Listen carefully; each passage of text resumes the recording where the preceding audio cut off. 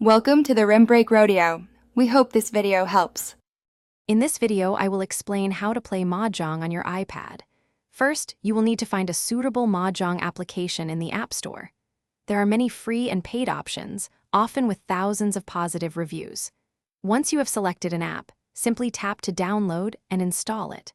After installation, open the app to familiarize yourself with its layout and initial settings, which usually takes less than 1 minute. The core objective of Mahjong is to clear the board by matching identical, unblocked tiles.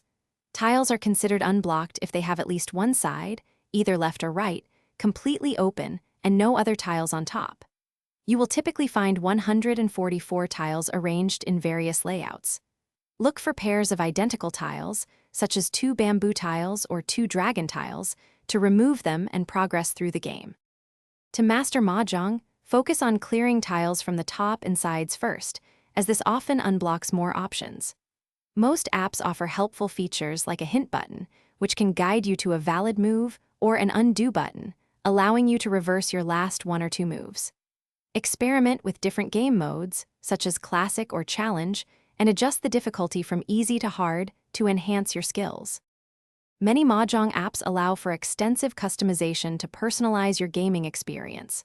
You can often change the appearance of your tiles, select different background themes, and adjust sound effects to your preference.